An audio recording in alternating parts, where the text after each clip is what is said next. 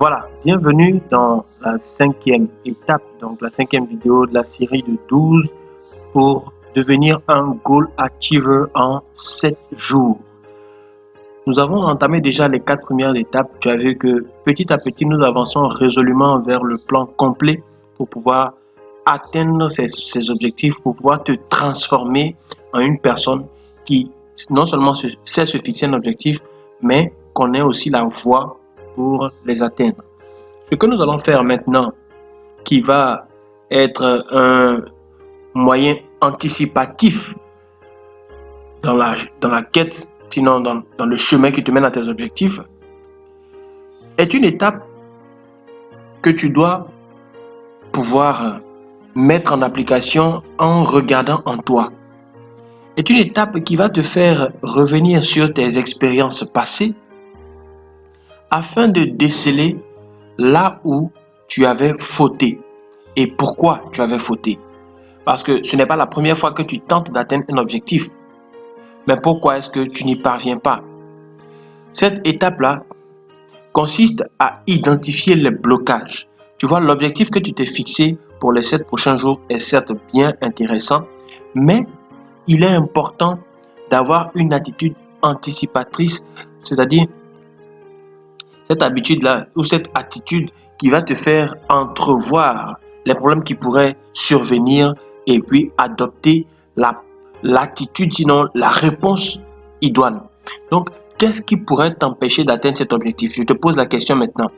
Réfléchis un instant et mentionne clairement ce qui pourrait t'empêcher d'atteindre l'objectif que tu as fixé pour les 7 jours.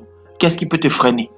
Peut-être c'est une habitude que tu as de te lever tard, peut-être c'est une habitude que tu as de remettre à demain, peut-être c'est quelque chose que tu ne sais pas, mais qu'est-ce qui peut être un obstacle à l'atteinte de cet objectif-là?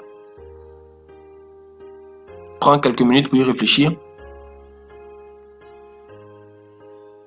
Ensuite, pose-toi la question de savoir qu'est-ce que tu peux faire pour ne pas que cela se produise. Donc, qu'est-ce que tu peux faire pour ne pas que cette chose que tu as identifiée ou ces obstacles que tu as identifiés empêchent ta marche vers cet objectif. Si tu crois que l'objectif fixé peut être entravé par la distraction, qu'est-ce que tu peux faire pour être moins distrait?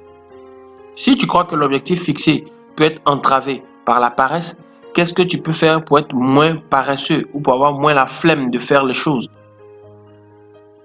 En fait, les solutions sont déjà en nous. Les solutions dont nous avons besoin sont déjà en nous et il ne tient qu'à nous de les utiliser ou de les faire apparaître.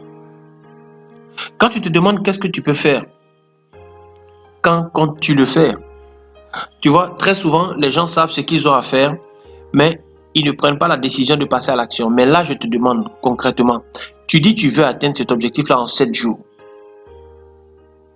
Qu'est-ce qui peut t'empêcher de l'atteindre? Quels sont les obstacles que tu peux rencontrer qui peuvent freiner ta marche vers l'atteinte de ton objectif? Deuxièmement, qu'est-ce que tu peux faire pour ne pas que ces obstacles-là t'empêchent d'y arriver maintenant? Troisièmement, quand est-ce que tu comptes faire ces choses-là qui peuvent te sauver?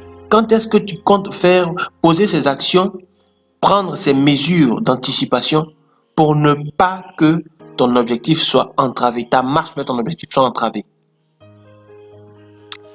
Parfois, il peut s'agir de pensées limitantes. Par exemple, tu as envie de vendre un certain montant de produits et dans ton esprit, sinon dans ton subconscient, il y a des pensées qui vont dans le sens contraire. Je me souviens d'un client que j'avais en coaching qui avait son entreprise et celui-ci avait un commercial. Ce commercial-là, chaque fois qu'il s'agissait de faire des ventes à un client, il diminuait les prix. Par exemple, lorsque le client demandait une cotation, on lui envoyait la cotation, le commercial en question réduisait les prix et envoyait au client. Et c'est après que le patron s'est rendu compte que, mais attends, le gars il diminue les prix, pourquoi? Quand on l'appelle pour lui demander, il dit non. Ah, peut-être que le client va trouver ça trop cher. Ça a scandalisé son boss. Mais attends, c'est toi qui payes à la place du client ou quoi? Est-ce que c'est toi qui es dans sa poche pour savoir ce qu'il a ou bien comment est-ce qu'il va trouver la chose? En fait, ce commercial-là avait de grandes pensées limitantes quant à l'argent. Il n'avait jamais vendu des produits au-delà d'1 million. Ainsi donc, lorsqu'on faisait des factures d'1 million, lui, il était déjà mal à l'aise avec ça. Il ne pouvait pas s'en sortir parce que son esprit était focalisé sur des choses qui étaient en dessous du million. Donc, chaque fois qu'il s'agissait pour lui de s'en sortir, de créer les situations ou de faire face à ce genre de situation, malheureusement, il était ramené à son point de départ. Donc la pensée limitante le retenait. Dans ton cas, est-ce qu'il y a une pensée que tu as l'habitude d'entretenir par rapport au nouvel objectif que tu veux atteindre, mais cette pensée-là te retient? Est-ce qu'il y a une chose que tu te dis continuellement et que tu sais qui est ton frein? Si c'est le cas, je vais te recommander cette formation, les secrets du subconscient pour transformer votre vie. C'est un ensemble de 7 cours audio que j'ai conçus pour t'aider à entrer en toi-même et puis à faire ressortir toutes les pensées ou toutes les pensées limitantes, des croyances restrictives, et les transformer par des croyances plus dynamisantes.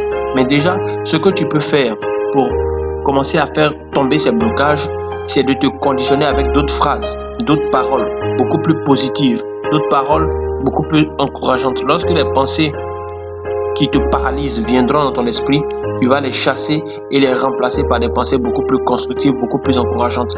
Si tu avais pour habitude de te dire « je ne mérite pas ceci », commence à te dire « je mérite ceci, je mérite cela ». Et puis, à force de le faire, tu vas finir par créer dans ton esprit une nouvelle croyance. Voilà donc cette étape qui est fondamentale, parce que si tu n'as pas supprimé les blocages, peu importe les pas que tu feras aujourd'hui, demain tu seras toujours tiré au même point.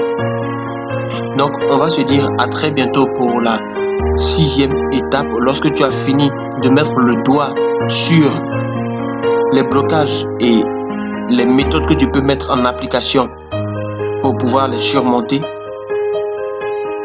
Passe maintenant à la 6e étape. C'est pour tout de suite. Vas-y.